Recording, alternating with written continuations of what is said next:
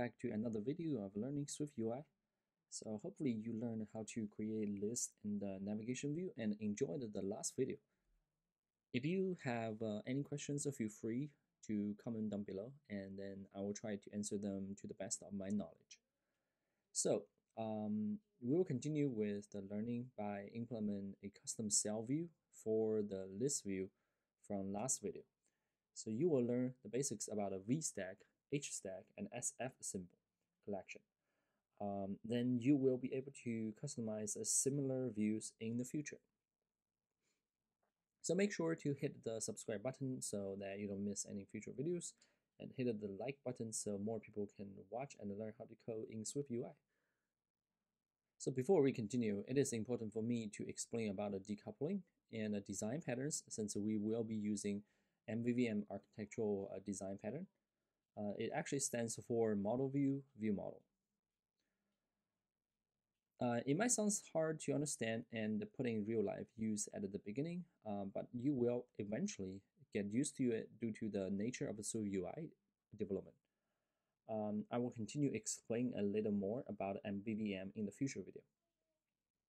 So first of all, you need to understand what is a decoupling in software development.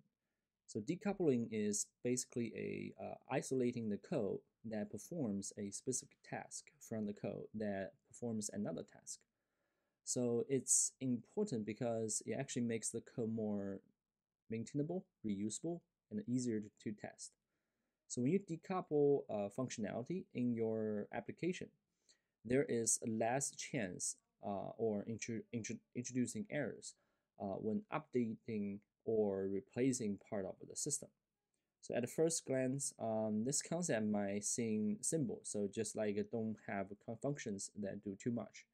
But actually, as the application become larger and more complex, this becomes actually impossible to implement manually, I would say. So that we turn to design patterns such as MVVM to help us. So therefore, basically, we will need to create a separate cell view to handle all the cell-related UI logics and APIs.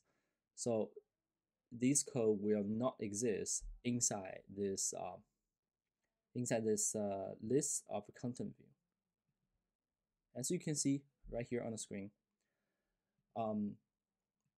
So currently what we have is we have a list that the cell is actually a text view. The text is actually doing one single thing, just showing whatever the data here. But what if we want to add some more stuff to it? We want to give some more informations, and we might want to customize, maybe give it a picture, stuff like that. Or maybe eventually, maybe could be you want to have some more detailed functionality, maybe add a button, or maybe adding something when you click on a button, you might trigger something. And this code can get larger and larger and larger and larger and become more complex. So when that happens, and also as the project grew larger, as I explained earlier, this could eventually leading to more potential bugs or tech debts. So in order to solve that problem, we need to create a separate view for it. So let's get started. Start by creating a new file. Of course, it's going to be a SwiftUI view. Let's just call it self.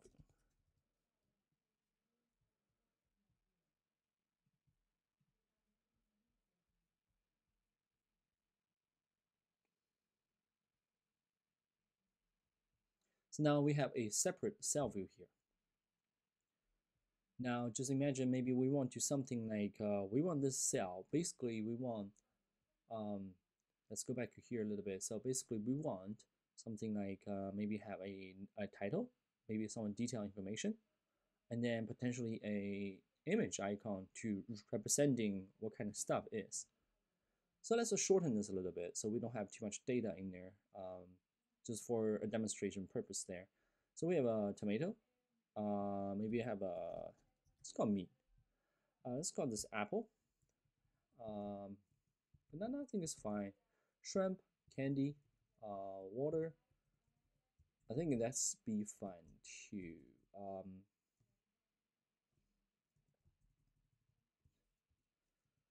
let's say iPhone and a computer. I think we should be able to find the stuff we're looking for here. So let's go back to the cell view. Let me drag this up a little bit. Okay. So basically, we want to give a more detailed view. So in order to do that, we want actually something like this.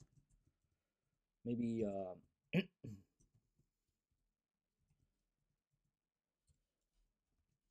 want like a title, and then we want a text for details.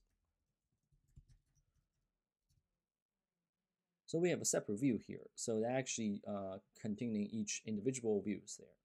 So in order to group them together, and what I want is exactly look like here. We want to title on top, a detail down below. So in order to do that, we need to use the vstack. So what's vstack? Vstack is basically what it stands for, a vertical stack. So basically, vertically is stacking things, stacking the view together. So you can technically just take those and put them into the vstack. And give a little bit of time to the typo there. And it actually showed up like this. We have a title and detail. But we want this thing, the title and detail, to align properly. So let's give a little bit alignment. As you can see, as I typing, there's some default input parameters that part of this vstack initialization. Basically, it's a construct method that constructing this vstack to help us to organize the view inside of it. So you can give a alignment. You can just say leading, and we can get rid of content because we already have something there. So as you can see on the screen here, the title and the detail, they're leading aligned together. So that's pretty much the basic simple usage of a vstack. Next, we want to maybe add something else in front of the title and details, so that we could have maybe a picture of something. I don't think we have anything right now, but let's go ahead and implement that first. So we want something in front of it, so we want to use Hstack. So basically, Hstack, as it stands for, is a horizontal stack. It's organized things horizontally. So you can just put the vstack directly inside this Hstack. And then you can basically call whatever that is. We can use a text message for now. Let's call it image. So that will help us to organize that image that's in front of the title and detail. So let's try, so assuming that we already have everything we needed, but also at the same time, we want to have some kind of information that's been passing. For the details, we can just say, we can probably say like, this is a object that we use every day. And then for the titles, we can actually pass the information in. So let's say let title, let object title.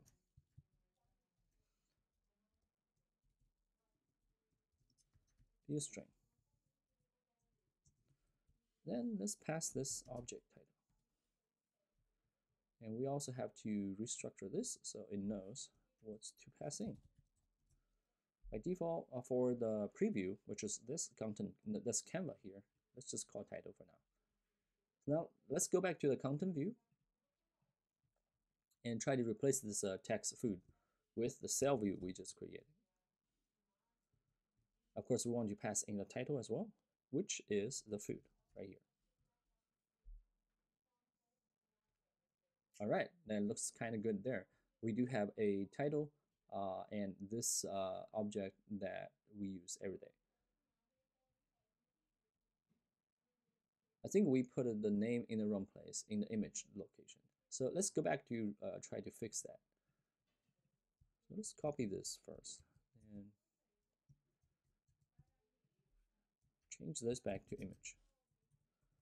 and replace this title to object tag. And now we can go back to this list, go back to content views list, and you will see the name is tomato and meat, apple, banana, orange, shrimp, and all that. But currently, the text font and the size, everything is the same. It's really hard to sometimes if the information too much on the screen, it's really hard for the user to actually see the differences. In order to solve that, we can just quickly use the Apple built-in fonts to change the font size a little bit. So we can actually use, you can just call the font modifier. Inside there have different options.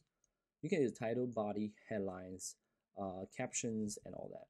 They're actually representing different sizes as well. They're all pretty much basic fonts. But if you want to use any customized fonts in the future, there's definitely a way to do that. But for now, let's just try to use whatever the default is. We're going to use headline for the title, and we're going to use caption for the details. So that becomes smaller so that we can easily tell what is the title, what is the detail. So now let's go back to our contents list. Now you can easily see the huge difference there. You can easily read that title, what is that item, and the detailed information, maybe a description about just simple description explain what is this item about. But of course, you can also pass in any information that you needed, potentially passing the description of the item into it so that you will actually see all the detailed information. But for now, let's just keep as that. We will need an image to properly represent the things we want to show for the view. So we could find and use the pictures of each items that we have in the list, which I will add those pictures in the image assets. But I also just want to show you guys the SF symbol collection from Apple. It is a collection of icons that integrated with the San Francisco system font. They have over about like 4,400 different high quality image icon that you can use for free in your application. So that I'll use so basically that those icons are mainly for a lot of things like sending a message or maybe deleting items. Basically small icons that you can representing particular actions or user behaviors or user interaction inside the applications. Feel free to pause the video and explore more on the SF symbol. That they are super easy to use as well. I will definitely paste the link to download this down below in the description. They're free to download on the Apple's developer site. Yeah, feel free to take a look and check out. All right, so we'll continue trying to add those images inside our application. So I already add those images. They kind of look like the little emojis. I will add those things as the view inside the cell view. Since I purposely named them almost exactly the same as the data, so that will easier for us to actually handling the view. Or you can actually pass in a separate array or some different data model to handle the images. But we can talk about the data model in a future video. But for now, let's try to add the image. So in order to do that, we can just put pretty much, since our image name is almost exactly the same as our title. So the only thing we need to do is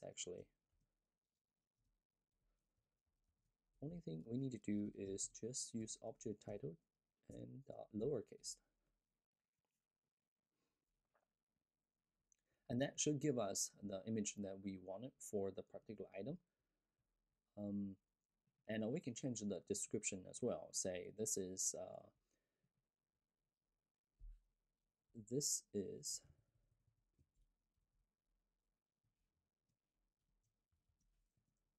object title, lowercase. So basically, this will do is actually you can concatenating the variable containing a string with a hardcode string together. Or if you have anything that's in a variable you're not sure what data might come out of, you can also combine them into a string. So basically, it's kind of like a pretty convenient variable handler, something like that, into the string. I don't remember exactly the term for it, but it's pretty convenient to use. Feel free to try out. And then we can say this is, for example, maybe this is a tomato that we use every day. Okay, so let's go back to content view. Now you can see we have all the images show up. Now we need to do some modification and customization as well, so that this is not like huge on the screen. So, and also we have this as well, because one of the images is called phone. Then we'll have everything show up. Okay, we need to re-render this so to make it look in the proper size and it looks way better on the screen. And let's go ahead and do that. All right, let's switch back to the cell view here. Let's try to add something to it. So we have an image here. I want to change the size a little bit, and also want to readjusting it. So let's see resizable, and maybe give a frame, give a size of a frame. Let's say width is 40, and height is 40. And we might want to adjust. We can go back to content view, take a quick look, see what that look like. All right, that looks good for now.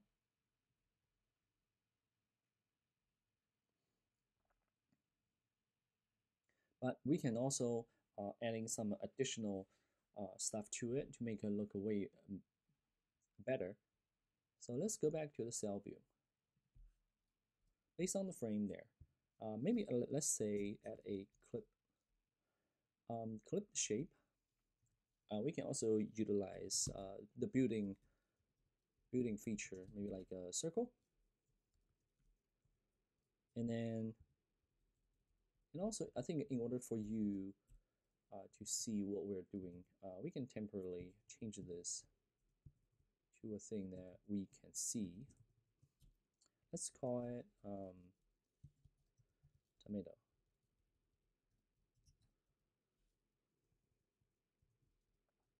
So we're adding a circle to it, then we can add a overlay.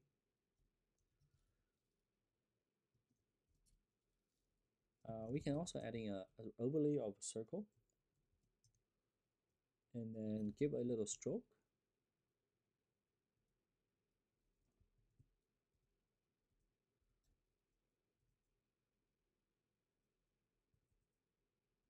And I think we need the one that contains I think this is what we needed. A white, and the line width is maybe 4.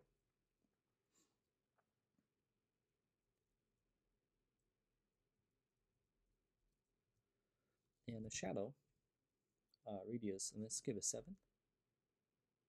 So let's go take a quick look on the main view. Now that looks way better. So let's change the tomato back.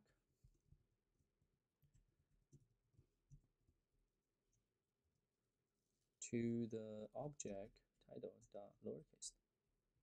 Go back to content view.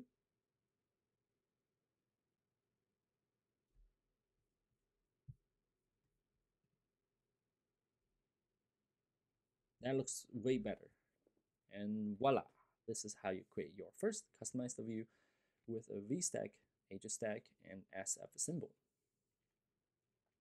But of course, we did not really use F symbol, but it's good to know that we have the option and the tools to use.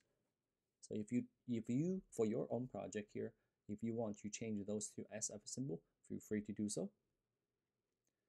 So hopefully you enjoyed the video, and don't forget to like and subscribe for more. and we'll continue in the next video, and I'll see you guys next time.